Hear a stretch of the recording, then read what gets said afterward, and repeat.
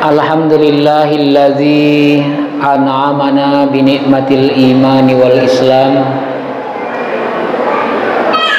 wa bi ni'matil hayati wal mamati insyaallah.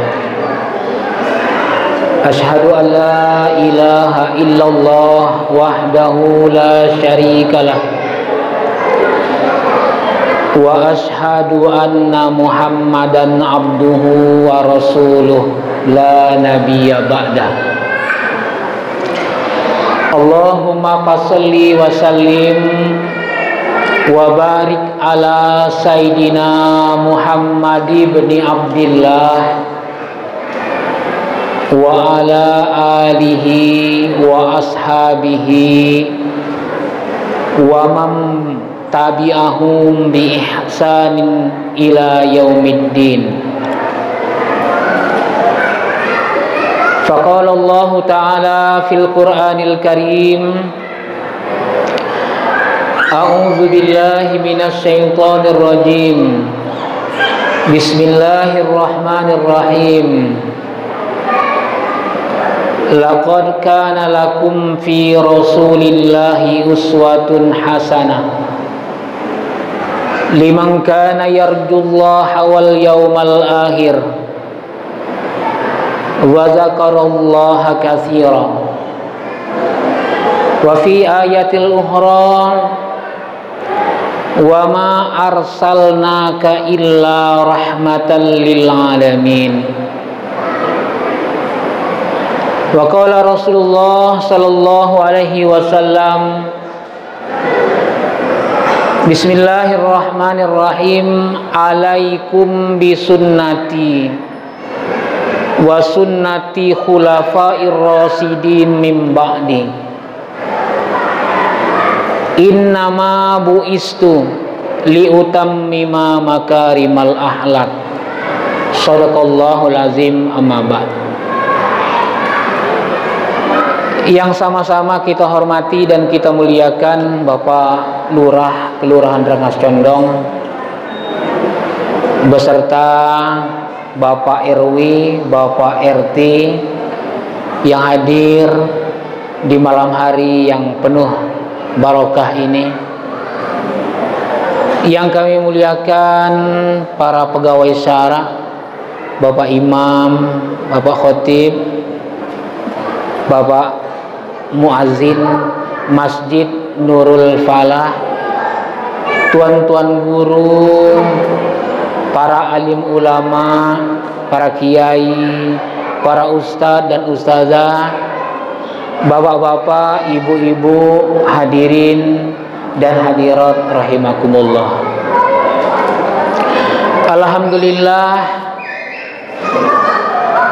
marilah kita bersyukur kepada Allah Subhanahu wa Ta'ala,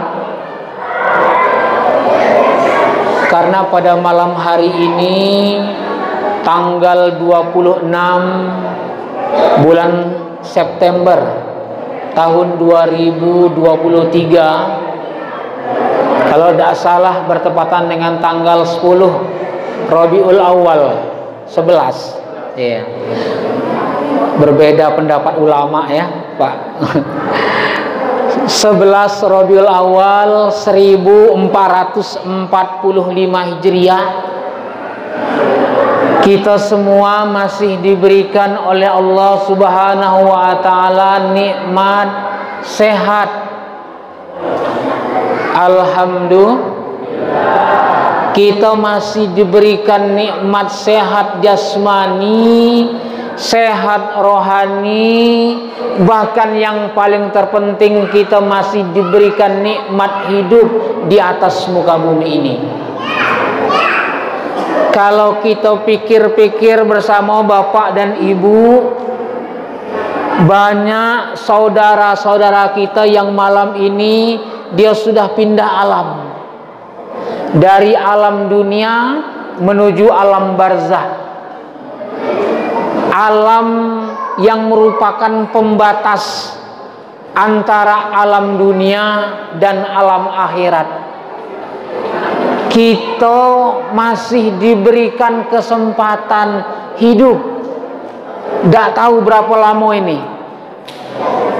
Apa sebulan lagi, apa setahun lagi, atau 10 tahun lagi. Yang jelas nikmat hidup yang kita rasakan sampai malam hari ini adalah merupakan nikmat yang besar yang harus kita syukuri dengan cara memperbaiki hari ini harus lebih baik dari hari kemarin, dan hari esok harus lebih baik dari hari ini.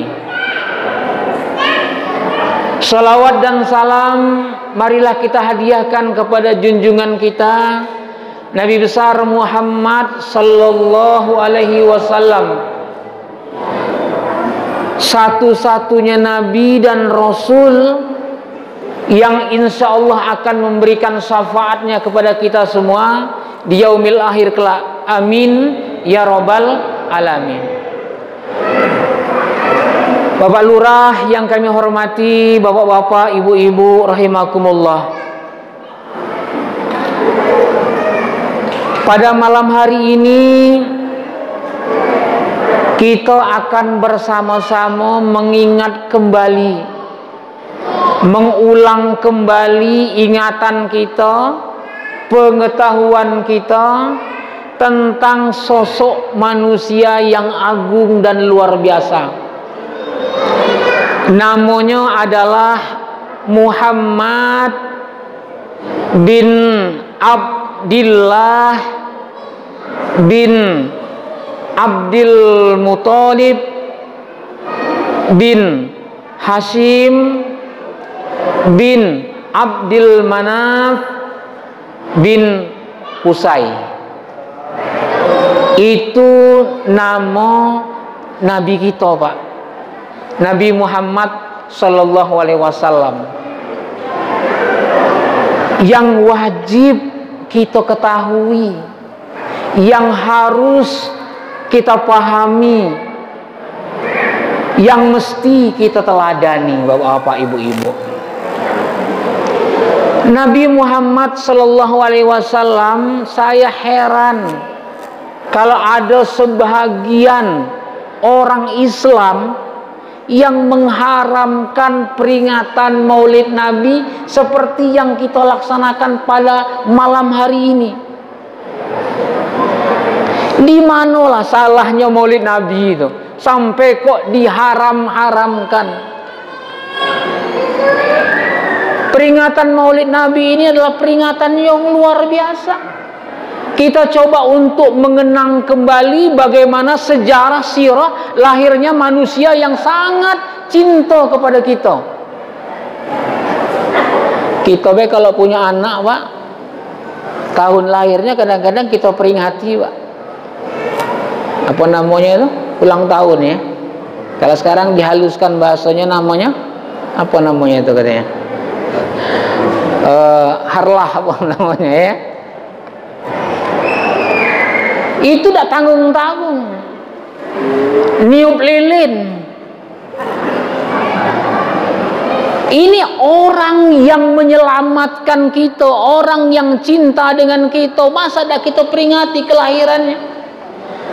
Rasulullah Shallallahu Alaihi Wasallam sendiri bersabda, Bismillahirrahmanirrahim. Man azzama maulidi, siapa yang mengagungkan, siapa yang membesarkan hari kelahiranku, kuntu syafi'an lahu yaumal qiyamah, maka aku akan menjadi orang yang akan memberikan syafaat baginya di hari kiamat. Mau, Pak, dapat syafaat Rasulullah? Ibu mau, Bu? Ya kalau mau, maka kita harus terus sampai ruh meninggalkan jasad kita. Kita harus peringati peringatan Maulid Nabi besar Muhammad sallallahu alaihi wasallam.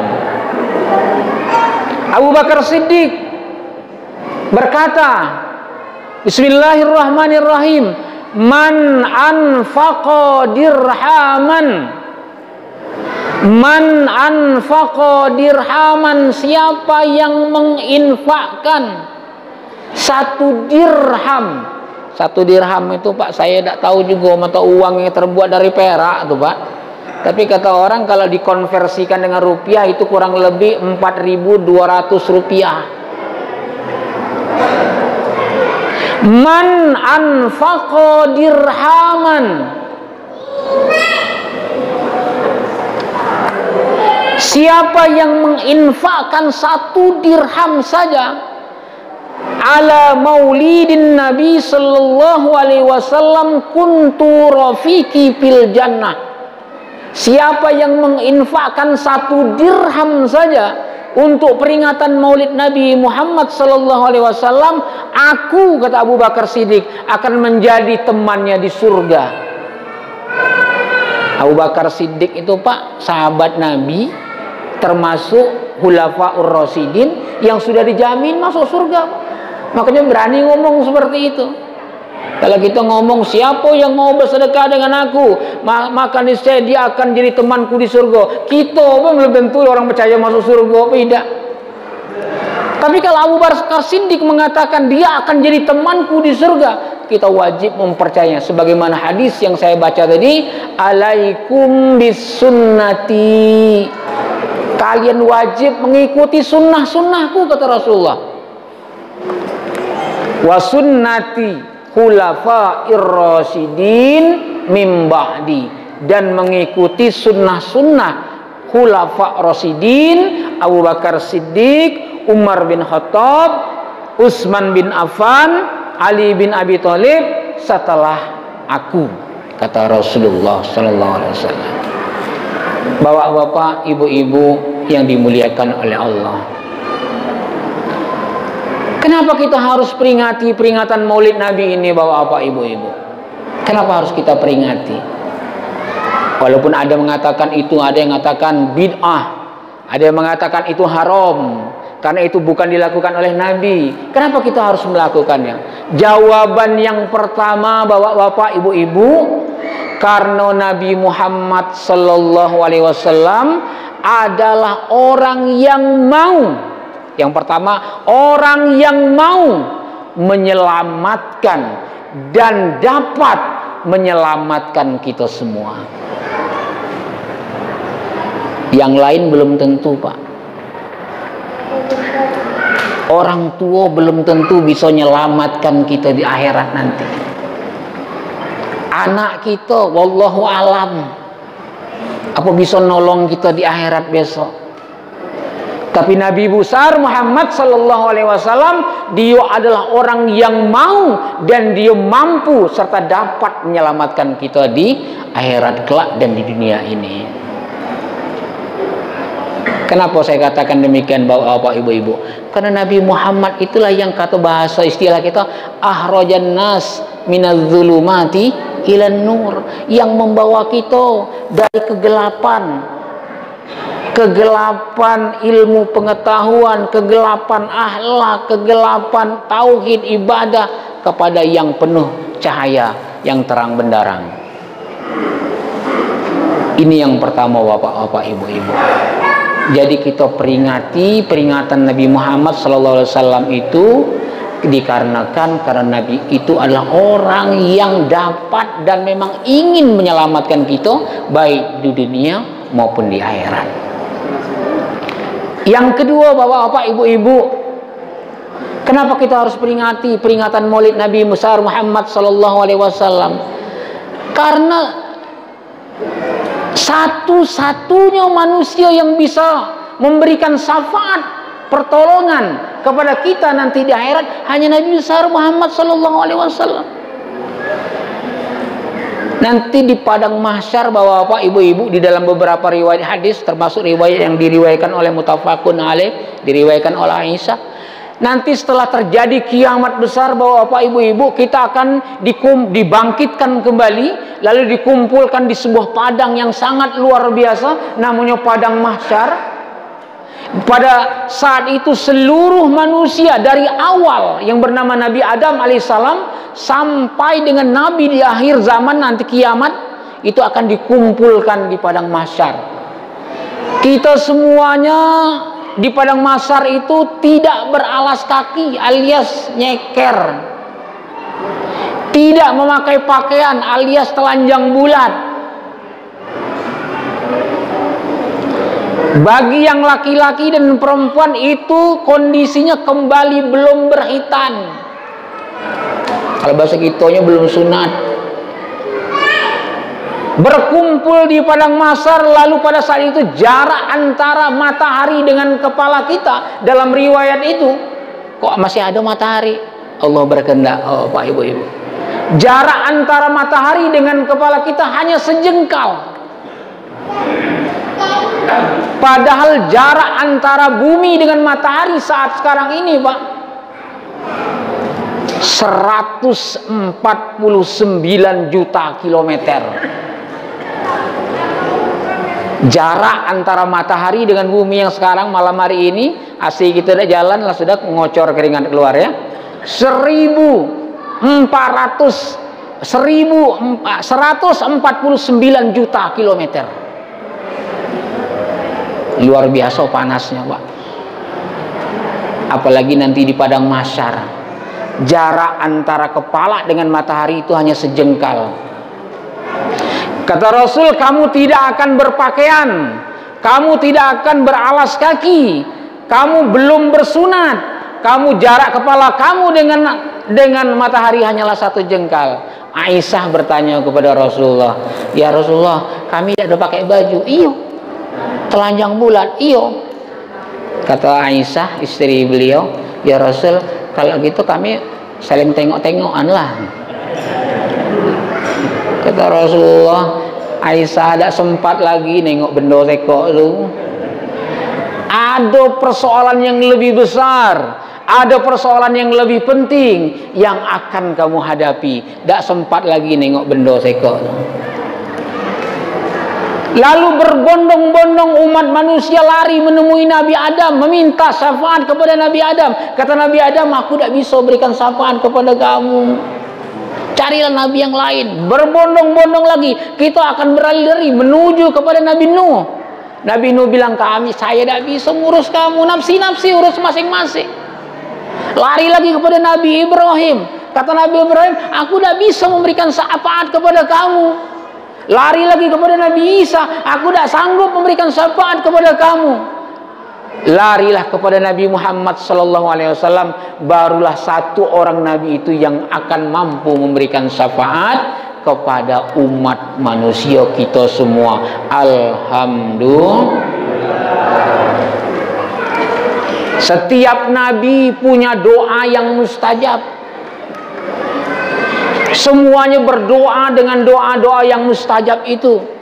Tapi aku menyimpan doa mustajabku adalah untuk dapat memberikan syafaat kepada umatku pada hari kiamat kelak.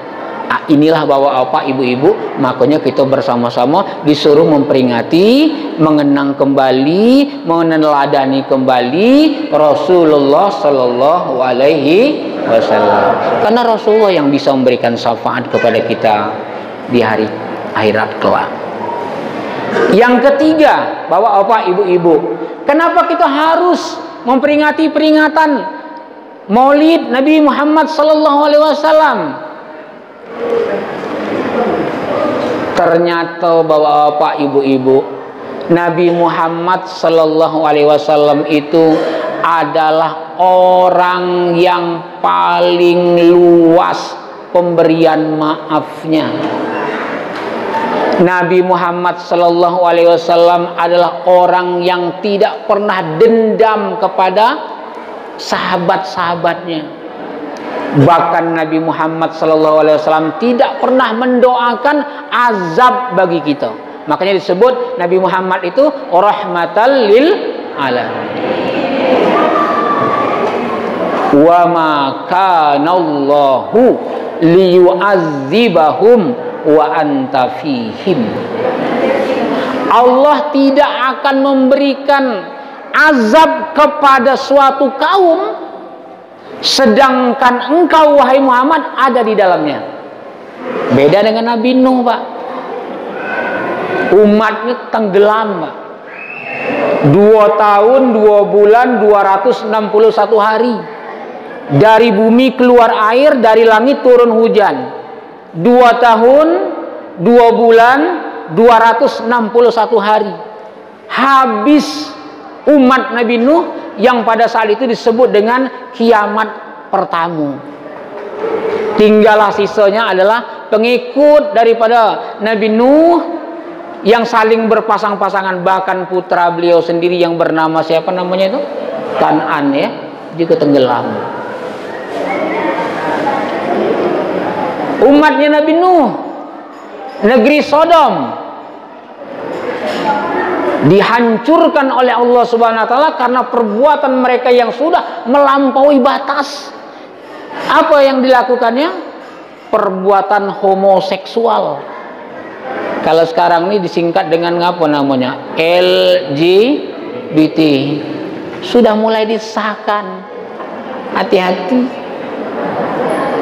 Kalau sampai di BTN ku ada jantan sama jantan nikah, hati-hati Pak Lurah. Siap-siap bela.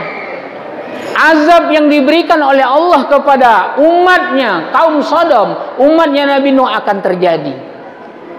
Digoncangkan dengan tanah longsor dan dihujani oleh batu dari langit. Umatnya Nabi Hud, kaum Ad, dihancurkan oleh Allah dengan tiupan angin dingin, angin topan, 8 hari 7 malam. Begitu juga dengan kaum Samud, umatnya Nabi Saleh dihancurkan oleh Allah Subhanahu wa taala.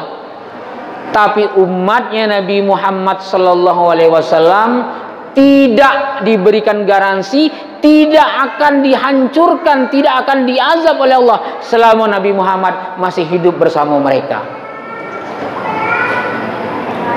Bahwa apa? Inilah Nabi Muhammad, orang yang paling pemaaf, paling penyayang, tidak pernah dendam. Bahwa apa? Setelah 8 tahun Nabi Muhammad hijrah dari Mekah ke Madinah, atau yang sekarang disebut dengan, yang dulu disebut dengan Yasrib, dalam jangka 8 tahun 8 Hijriah, Rasulullah SAW balik ke kota Mekah dengan membawa pasukan tentara sebanyak 10.000. Itu dikenal dengan istilahnya Fathul Mekah. Maka pada saat itu orang-orang yang ada di kota Mekah semuanya ketakutan. Abu Sofwan sendiri mengatakan, haza yaumul malhamah. Nabi Muhammad dan 10.000 tentara akan datang ke kota Mekah. Haza yaumun malhamah. Ini adalah hari pembantaian.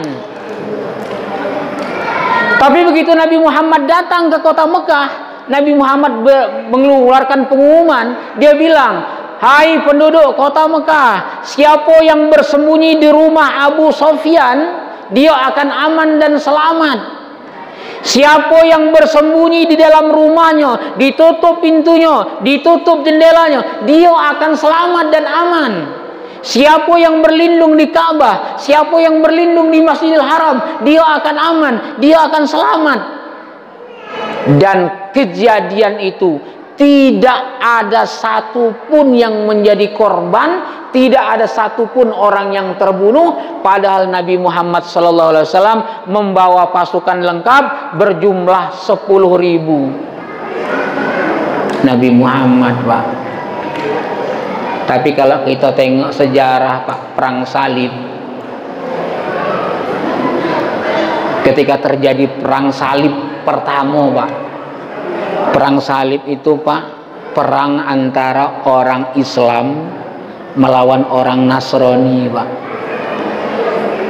Disebut dengan perang salib karena orang Nasrani itu ketika berperang dia membawa salib, simbolnya. Perangnya terjadi sampai 7 periode. Periode pertama umat Islam kalah. Periode kedua, ketiga, keempat, kelima, keenam, ketujuh umat Islam menang. Pada saat terjadi periode pertama, Bapak tahu berapa masa lama waktunya, Pak? Cuman 24 jam. Berapa orang Islam yang dibantai oleh pasukan salib? Kurang lebih sekitar 60.000 orang. 24 jam. Tapi Nabi Muhammad dengan membawa 10.000 pasukan balik ke kampungnya. Yang dulu dia disiksa umatnya di situ, yang dulu dia diusir umatnya di situ, yang dulu dia diboikot umatnya di situ, dibunuh umatnya di situ. Tapi Nabi Muhammad balik ke kota Mekah membawa 10.000 pasukan, semuanya selamat. Katanya, hadza yaumul malhamah, ini adalah hari pembantaian, diubah menjadi hadza yaumum marhamah, ini adalah hari kasih sayang.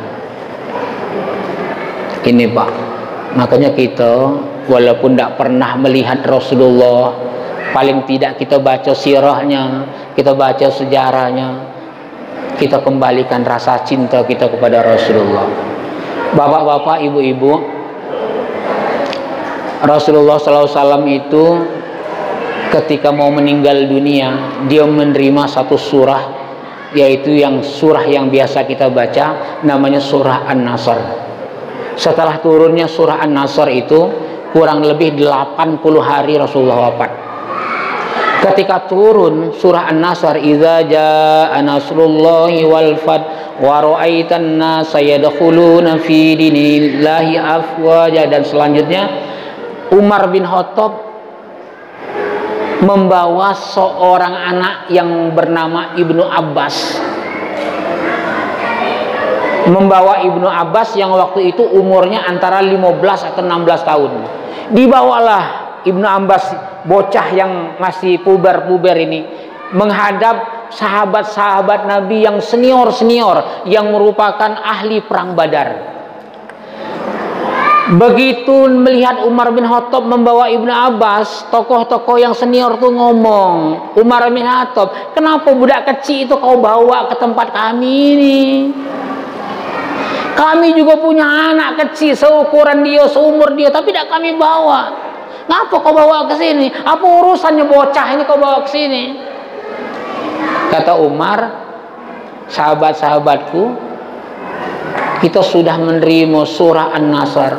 Idza jaa nasrullahi wal fath wa ra'aitan nasa yadkhuluna fi dinillahi afwaja fasabbih bihamdi rabbika wastaghfir innahu kana tawwaba. Tolong sahabat-sahabat, kamu yang ahli perang Badar, kamu yang orang-orang senior yang hebat-hebat, saya ingin tanya, apa tafsir kandungan surah An-Nasr ini? An-Nasr ini. Kata sahabat, oh ini kandungannya kan sekarang kita sudah bersyukur kepada Allah, Islam sudah menang, Allah sudah bantu Islam, maka kita diperintahkan oleh Allah untuk senantiasa bertasbih. Subhanallah, subhanallah, subhanallah. Kita disuruh untuk bertahmid. Alhamdulillah, alhamdulillah, alhamdulillah. Kita disuruh untuk beristighfar. Astaghfirullahalazim, astaghfirullahalazim, astaghfirullahalazim. Itu. Lalu Umar bin Khattab bilang, coba Ibnu Abbas kau jelaskan apa maksud turunnya surah An-Nasr ini. Apa kata Ibnu Abbas, anak yang umur 15 tahun tadi? Sahabat-sahabat, turunnya surah An-Nasr ini menandakan bahwa ajal Rasulullah Sallallahu Alaihi Wasallam sebentar lagi Rasulullah akan meninggal dunia. Memang betul, 80 hari setelah turunnya surah An-Nasr, Rasulullah Sallallahu Alaihi Wasallam wafat. Malam itu Rasulullah Sallallahu Alaihi Wasallam mendatangi pemakaman Baqi yang ada di sebelah Masjid Nabawi. Berdoa Rasulullah SAW minta ampun kepada Allah untuk seluruh umat Islam yang dimakamkan di Baqi itu. Setelah itu malam itu Rasulullah pulang ke rumah Aisyah radhiyallahu anha. Besok paginya Rasulullah mulai jatuh sakit. Sakit yang Rasulullah derita adalah sakit demam panas, kepalanya pusing, Maka Rasulullah bilang kepada istri beliau yang bernama Aisyah, wahai istriku Aisyah, aku sekarang merasakan kepala aku pening nian. Kalau bahasa kita ya, pening nian. Apa kata Aisyah? Ya Rasulullah, samo aku pening juga. Ya, senyum Rasulullah. Nengok istri dia yang masih kekanak-kanakan ini. Ngapo Aisyah kau pening juga? Padahal tidak ada pening tak tuh. Yang pening Rasulullah sakit demam. Samo Rasulullah, aku pening juga. Kata Rasulullah, sudahlah, kalau kau duluan mati, nanti aku yang akan memandikanmu, aku yang akan mengafanimu, dan aku yang nanti akan menyolatkanmu, serta nanti aku yang akan menguburkanmu. Tambah ngambek lagi Aisyah. Oh, kalau aku lah mati, kau bersenang-senang gak dengan bini yang lain yo? Betino modal tulah Pak Paya gitu nyebutnya. Ya, diajak cakap elo salah, diajak cakap buruk salah. Apalah salahnya Nabi bilang, kalau kau mati duluan, aku nanti yang akan mandikan kamu. Boleh suami memandikan istrinya yang sudah meninggal dunia, atau sebaliknya suami istri yang akan memandikan suaminya, boleh. Sudah aku mandikan, nanti engkau akan kukafani. Sudah itu nanti akan kusolatkan, nanti aku yang akan menguburkannya. Oh, enaknya nampaknya kalau aku lah mati, kau bersenang-senang dengan bini yang lain. Jawaban Aisyah. Tapi singkat cerita, semakin hari Rasulullah SAW semakin parah sakitnya. Akhirnya Rasulullah minta izin kepada istri-istri yang lain, aku mohon kalau bisa aku dirawat di rumah istriku yang paling muda namanya Aisyah radhiyallahu anha. Diizinkan oleh Ummul Mukminin yang lain. Pada suatu hari Rasulullah bilang kepada Bilal, sahabat beliau Bilal, kumpulkan umat Islam yang ada di kota Madinah nih. Aku ingin bertemu dengan umat Islam, sahabat-sahabatku yang ada di kota Madinah ini. Lalu Rasulullah SAW dengan kepala yang terasa berat luar biasa, demam luar biasa yang panasnya, ditintin apa ya kalau bahasa kita, dibimbing oleh Ali bin Abi Thalib berangkat menuju Masjid Nabawi. Begitu sampai di Masjid Nabawi, Rasulullah SAW tidak sanggup melaksanakan sholat, maka imam sholat digantikan oleh sahabat yang bernama Abu Bakar Siddiq. Setelah itu Rasulullah SAW berkhutbah. Dia bilang kepada para sahabat, pada hari ini kondisiku sudah tidak sehat seperti biasa. Maka sebelum aku tinggalkan kalian semua, aku ingin bertanya kepada kalian, bagaimana menurut kalian sosok seorang manusia yang bernama Muhammad ini? Rasulullah minta koreksi. Apa kata sahabat? Ya Rasulullah, engkau adalah Rasul yang paling sempurna. Engkau adalah seorang ayah yang sayang kepada anaknya, seorang sahabat yang paling setia dengan sahabatnya. Engkau tidak ada duanya. Engkau adalah manusia yang paling sempurna. Lalu Rasulullah bilang lagi, sahabat-sahabat, siapa yang selama ini sebelum aku tinggalkan kalian, siapa di antara kalian yang pernah semasa hidupnya aku zalimi, ada haknya yang kurampas tanpa sepengetahuan aku, silakan hari ini aku buka kesempatan, silakan sampaikan. Kalau itu kezaliman yang aku lakukan, silakan dibalas, dikisos kalau bahasa Islamnya. Kalau ada hak kamu yang saya rampas, sebutkan biar saya kembalikan lagi. Sahabat tidak ada yang berani Pak ngomong, Pak. Diam, ditunduk semua. Diulangi lagi sama Rasulullah sampai 2 kali, masih diam semuanya. Diulangi sampai ketiga kali. Akhirnya berdirilah seorang laki-laki yang bernama Ukasah bin Mihsan. Ukasah bin Mihsan, dia berdiri tegak, berjalan menghadap menemui Rasulullah. Lalu Rasulullah bersabda, wahai sahabatku Ukasah, apa yang ingin kau sampaikan? Ukasah bilang, ya Rasulullah, aku pernah mengalami kezoliman yang engkau lakukan. Kaget Rasulullah. Kezoliman apa yang pernah aku lakukan wahai sahabatku Ukasah? Ya Rasulullah, kita baru balik perang waktu itu. Kita sama-sama balik menuju Madinah. Engkau naik unta, aku naik unta. Aku mau turun dari untaku, mau ku dekati dirimu, tapi tanpa aku sadari ternyata engkau mengangkat cambukmu, dan cambukmu itu engkau lecutkan kena ke perutku ya Rasulullah. Maka pada hari ini aku minta hukum balasan kisos atas cambukan yang kau lakukan di atas perutku ini. Oh, para sahabat yang lain mendelik kalau matanya, Pak. Mero bapak kok. Tahu mero, Pak? Mero itu 2 pupu dengan gilo.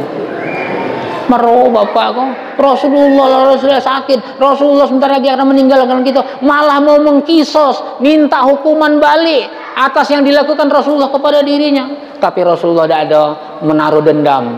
Rasulullah tidak ada boy kau tidak sampai hati aku kalau sakit, aku kau nak mati lah sampai hati ini. Tidak seperti itu.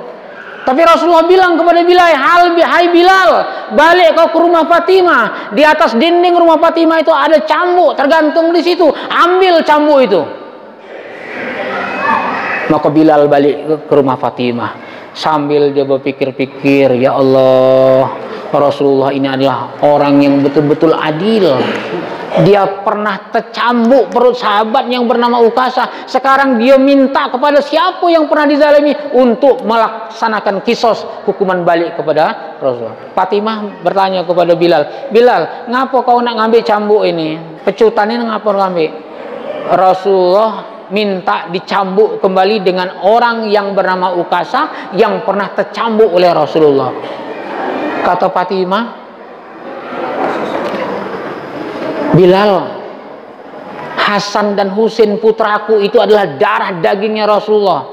Kalau memang dia mau meminta balas kisos, cambuklah Hasan dan Husain itu. Itu sama dengan mencambuk Rasulullah. Iyalah Fatimah, nanti aku sampaikan. Cepat Bilal berangkat ke masjid.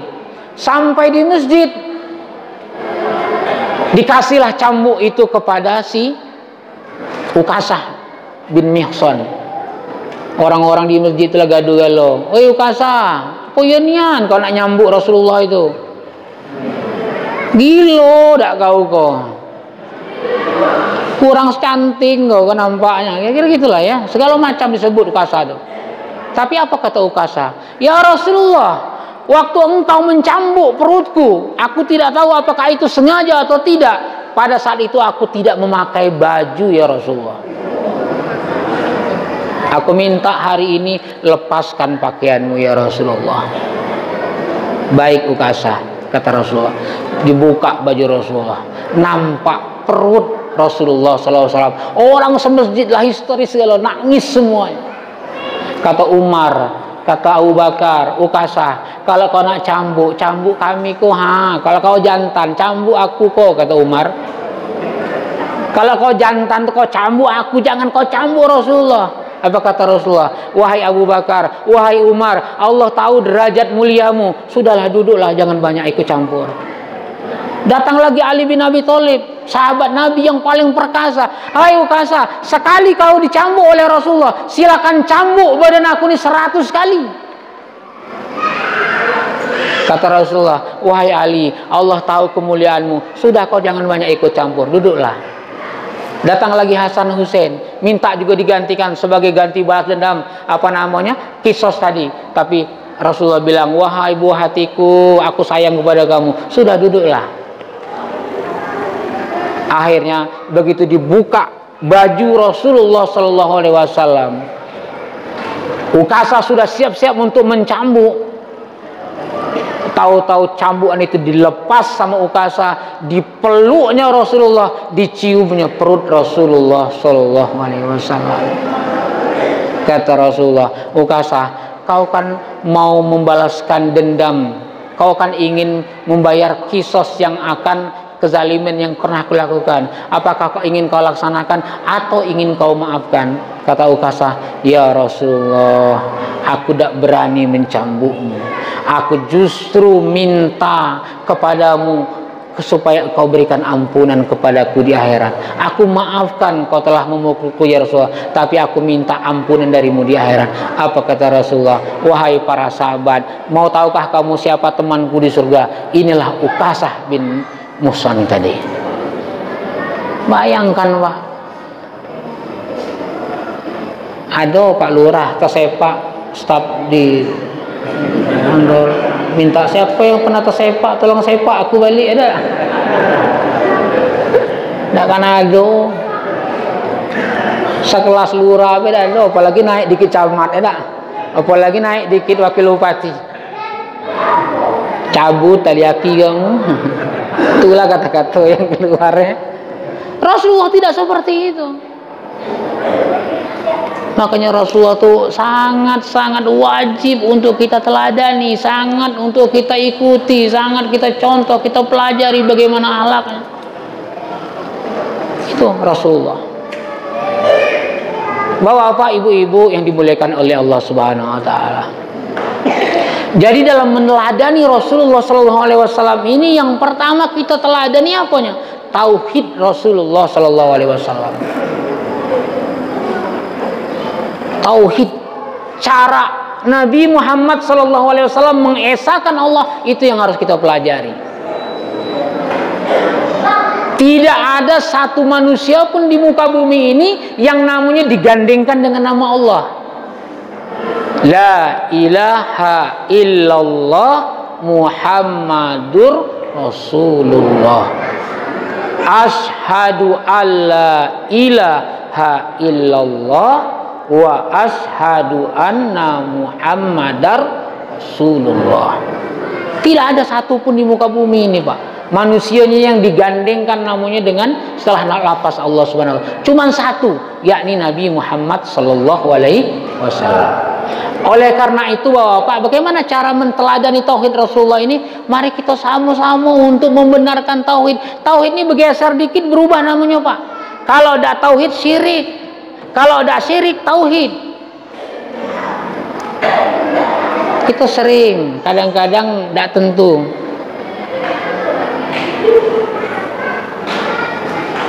Lagi nak makan, sudah dihidangkan makanan, anak kita pergi, Pak aku pergi dulu Pak ya. Makan dulu tuh nggak kalau disiapkan makanan. Hai Pak buru-buru kayak terlambat. Makan kepunan kayak. Apa itu kepunan Pak?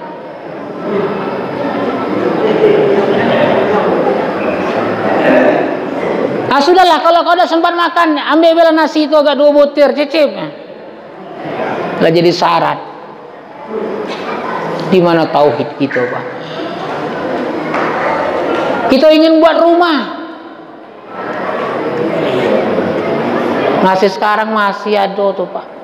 Di atas, hubungan atas tuh pisang lemak manis setandan, buah kelapa sebutir, bendera merah putih itu juga situ. Kalau nak nunjukkan memang dia adalah orang Indonesia, boleh, tidak ada masalah. Oh itu rumahnya orang Indonesia, bukan rumah orang Timur-Timur, boleh. Tapi kalau itu dijadikan syarat untuk keselamatan tukang yang sedang bekerja, syirik.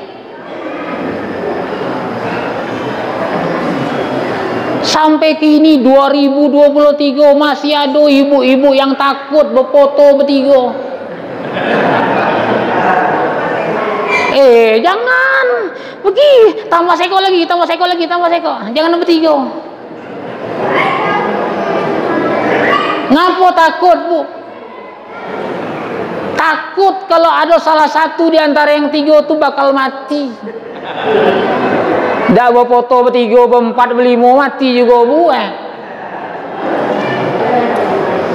Ini tauhid kita masih bercampur Pak dengan budaya, adat budaya yang mengarahkan kepada kita kepada hal-hal yang hilang ketauhidan kita.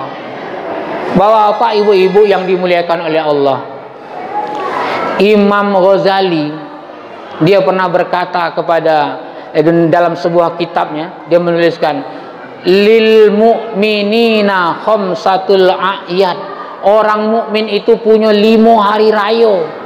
Salah satu hari rayanya adalah apabila ada orang Islam yang ruhnya meninggalkan jasadnya, dia bisa mengucapkan kalimat tahlil la ilaha illallah. Hati-hati Pak, ini kalimat yang sangat mahal sekali. Kalau bapak, ibu, termasuk saya, kita bisa tinggalkan ruh kita tinggalkan dunia ini, kita bisa mengucapkan kalimat la ilaha illallah, dijamin oleh Rasulullah SAW masuk surga. Man akhiru kalamihi qaula la ilaha illallah dakhalal jannah. Siapa yang akhir hidupnya dia sempat mengucapkan kalimat la ilaha illallah, maka dia pasti masuk surga. Berat itu Pak latihannya dari sekarang. La ilaha illallah, la ilaha illallah, la ilaha illallah, la ilaha illallah, la ilaha illallah, la ilaha illallah. Itu kalimat sakti yang apabila kita lepaskan ruh kita dari jasad kita, kita bisa mengucapkan itu, maka insya Allah kita meninggalnya dalam keadaan husnul. Sekarang nih Pak, Bu, supaya bisa seperti itu, semasa sehat kalau kita latihan banyak-banyak mengucapkan kalimat tahlil la ilaha illallah, la ilaha illallah, la ilaha illallah, la ilaha illallah miftahul jannah. Jaddidu imanakum bi kalimatil la ilaha illallah. Bapak-bapak, ibu-ibu, saat kita sakaratul maut, di dalam kitab Ruh karangan Ibnu Qayyim Al-Jauzi, itu manusia kalau sudah sakaratul maut itu, bapak, ibu-ibu, itu antara dua. Kalau tidak mati dalam keadaan kafir, mati dalam keadaan beriman. Makanya kalau ada orang yang mau meninggal dunia, kita Pak, ada keluarga kita yang mau meninggal dunia, mak kita, orang tua kita, bapak kita, jangan kita tinggalkan. Jangan kayak orang Cina. Orang Cina kalau emaknya, bapaknya lah sudah tua nak meninggal, dia dimasukkannya ke dalam kamar, dikunci, ditunggu agak sejam 2 jam, buka lagi, belum mati, masih ada napasnya, tutup lagi, kunci lagi, 3 jam, buka lagi, tengok masih ada sekor 2 lagi napasnya, kunci lagi. Tapi kita sebagai orang Islam, lakinu mautakum bi kalimati la ilaha illallah. Ajari orang yang akan, ajari orang yang akan meninggal dunia itu dengan kalimat la ilaha illallah. Bimbing, tuntun, la ilaha illallah, la ilaha. Bapak-bapak, ibu-ibu, kalau punya anak yang bisa membimbing kita mengucapkan kalimat la ilaha illallah ketika kita akan meninggal dunia, adalah orang tua yang paling beruntung di muka bumi ini. Kita mungkin bisa membimbing mak bapak kita ketika mereka meninggal dunia. Tapi pertanyaan selanjutnya, apakah ketika kita akan meninggal dunia, anak kita akan sanggup membimbing kita?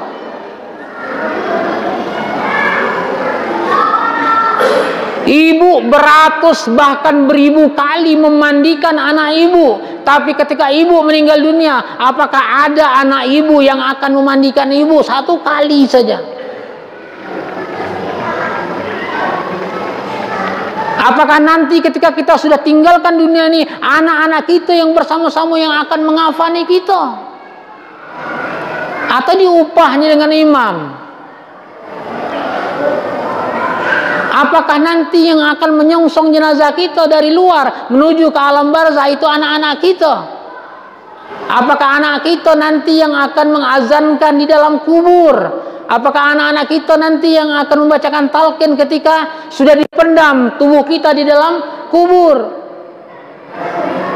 Apakah nanti malam pada malam pertama, malam ketiga, malam ketujuh, malam ke-40 hari yang akan membacakan doa Allahumma firlahu warhamhu wa'afihi wa'afanhu adalah anak-anak kita? Apakah nanti akan ada anak kita yang akan berdiri di hadapan jenazah kita pada posisi bagian dada sambil mengucapkan usolli ala hazihil maitati arba'a takbiratin mustaqbil kiblati adaan imaman lillahi ta'ala Allahu akbar fillah dan seterusnya Allahu akbar Allahumma salli Allahu akbar Allahumma firlaha warhamha wa'afiha wa'fu anha Allahu akbar Allahumma la tahrimna ajraha wa la taftinna ba'daha waghfir lana wala. Kalau itu bisa kita dapatkan Bapak-bapak Ibu-ibu, maka kita termasuk orang tua yang paling beruntung di muka bumi ini. Ada salah satu santri saya, mungkin baru kurang lebih sebulan ini, ayahnya meninggal dunia. Mulai dari memandikan, mulai dari mengafankan, sampai menyolatkan, saya hadir waktu itu. Saudara-saudaranya bilang, silakan Pak Ustadz jadi imamnya. Saya bilang, nggak usah, itu yang jadi imamnya. Saya tunjuk anaknya, kebetulan mondok Jarrah, kau yang jadi imam. Bahkan dia yang membacakan talqinnya. Jadi contoh di kampung itu punya seorang anak yang bisa mengantarkan kepergian ayahnya dari alam dunia sampai ke alam barzah yang diselenggarakan oleh putranya sendiri. Tuan, ini perlu kita pikiran Pak, karena ada kehidupan yang lebih panjang setelah kehidupan dunia. Kadang-kadang kita nih leko, kata orang terusan, leko ngurus dunia, leko lah ngurus buah sawit, leko lah terus mikir apa namanya beras naik, leko lah mikir yang lain-lain. Kalau Pak Lurah tadi, leko lah mikir stunting terus. Tapi kalau saya kok lewat umur stuntingnya, stunting badan dipikir, stunting iman pikir. Anak kita stunting, kalau nasibnya memang dan tidak tinggi lagi apa boleh buat lah. Tapi insya Allah dengan badan yang pendek itu tidak ada bisa memastikan dia harus masuk neraka. Kau pendek umur kau, apa namanya, berapa tinggi badan kau? Tidak sampai semeter, semekot. Sudah masuk neraka, ada tak? Tidak kan? Kalau ada yang semekot masuk kotor, apa namanya semeter kotor masuk neraka, ya saya lah bertobat lagi nih, tidak? Tapi yang membuat dia masuk neraka apa? Stunting keimanan. Sama kata siapa namanya? Yakub. Ya bunayya ma ta'buduna min ba'di, wahai anak-anakku yang kusayangi, apa yang akan kamu sembah setelah aku nanti? Kalau bapakmu telah mati, siapa yang akan kamu sembah? Singkat cerita, yang pertama adalah kita teladani tauhid Rasulullah. Yang kedua, kita teladani ibadah Rasulullah. Bapak-bapak, ibu-ibu, Pak Imam, Pak Haji Mullah, imam di Masjid Nurul Falah, kok jangan panjang amat ayatnya. Marah Rasulullah. Ya, Rasulullah SAW itu kalau dia jadi imam, dia mikir makmumnya. Tidak lama-lama. Cuman kalau Rasulullah SAW sholat sendirian, la tas'al husnihinna, jangan tanya eloknya sholatnya Rasulullah, jangan tanya bagaimana panjangnya sholat Rasulullah. Kalau beliau sudah mulai melaksanakan sholat malam, habis sholat isya, kapan selesainya? Mau masuk datang sholat subuh. Berapa rakaat sholat malamnya Rasulullah? 11 rakaat. Berarti satu rakaat itu berapa juz? Maka wajar kaki Rasulullah SAW itu kapalan. Tahu tidak kapalan, Pak? Kapalan itu bengkak-bengkak keras ya. Di BTN kok saya rasa ada kaki kapalan gara-gara sembahyang malam, nak? Tidak ada. Sholat Rasulullah begitu.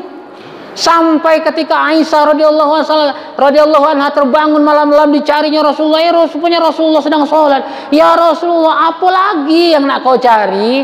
Dosamu yang terdahulu sudah diampuni, dosamu yang akan datang sudah diampuni, masih biyoyonian kau ni sembahyang. Kata Rasulullah, ya Aisyah, apakah salah aku menjadi hamba yang bersyukur kepada Allah Subhanahu wa taala?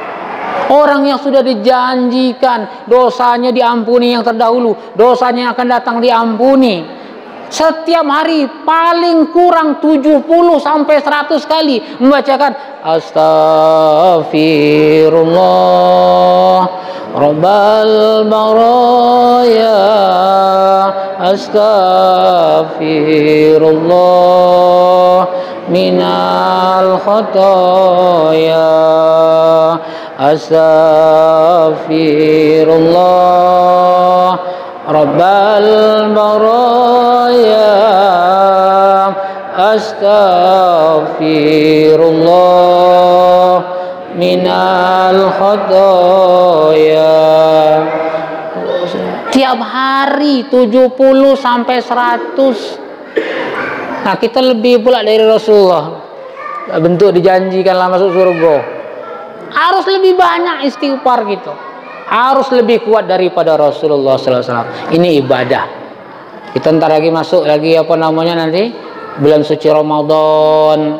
Itu kesempatan bulan membakar dosa. Bulan kita dapat bonus besar-besaran dari Allah.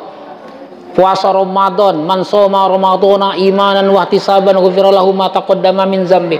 Siapa yang melaksanakan puasa bulan Ramadan dengan penuh keimanan, dia akan mendapatkan ampunan dosa-dosa dia yang telah lalu, ya. Kemudian siapa yang sempat malam itu ibadah, ketemu dengan malam Lailatul Qadar, dianggap sama dengan beribadah 1000 bulan alias 80 tahun. Siapa yang memberi makan, berbuka orang yang berpuasa, maka dia dapat pahala seperti orang yang berpuasa tersebut. Banyaklah. Siapa yang bayar baca zakat fitrah dan lain sebagainya. Obral. Tarawih pada malam hari. Ya. Cuman kita ya hati-hati ibadah sholat tarawih itu, ya, Pak Imam, jangan terlampau ngebut amat. Ya. Saya kadang-kadang kok bingung saya itu gini, ada paham orang sholat bacaannya tidak ada tumak nina, kok dianggap itu benar gitu ya.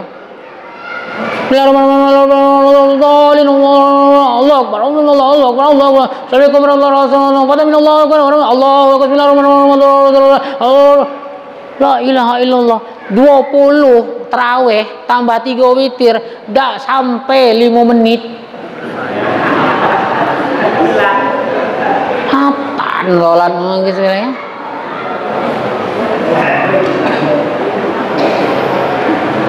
Sedangkan Rasulullah tadi gitu sholat malamnya ya. Tapi jangan pula terlampau lama.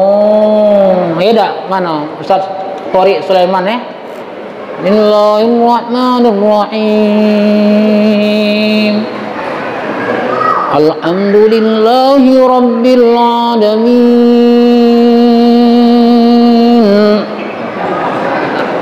Ar-Rahman, kata makmum belakang, taun imam kah? Bertobat mam sekali kau lah. Tunggulah salam lagi, tinggal kau dewe. Assalamualaikum warahmatullahi. Tengok belakang letik lagi ya. Dah balik gala. Nah, itu karena imam lah terlampau lah lama. Bapak-bapak, ibu-ibu yang dimuliakan oleh Allah, demikianlah yang dapat saya sampaikan pada kesempatan kali ini. Mungkin tidak ada begitu beraturan, yang jelas bapak-bapak, ibu-ibu, ayo kita sayangi Rasulullah. Karena orang yang sayang dengan kita itu hanyalah Rasulullah. Karena dia yang akan menyelamatkan kita. Dia yang akan memberikan syafaat. Seluruh umat manusia belum dihisab, yang pertama kali dihisab adalah umatnya Rasulullah. Ya, syafaat yang akan diberikan Rasulullah adalah khusus untuk kita. Oleh karena itu, mari kita sayangi Rasulullah. Bagaimana cara menyayangi Rasulullah? Pertama, ikuti perintahnya. Yang kedua, perbanyak salawat kepada Rasulullah SAW. Segala macam salawat banyak kini, Bu. Ibu nak salawat pakai nyanyi-nyanyi boleh. Salawat biasa apa juga. Allahumma shalli ala sayyidina Muhammad wa ala ali sayyidina Muhammad. Allahumma shalli ala sayyidina Muhammad wa ala ali sayyidina Muhammad. Boleh. Sallallahu alaihi wasallam, sallallahu alaihi wasallam, sallallahu. Boleh. Ya. Mau dinyanyikan seperti salawat apa namanya di MDN lah. Salawat tibil qulub ya. Allahumma sholli ala sayyidina Muhammadin tibbil qulubi wa dawaiha wa afi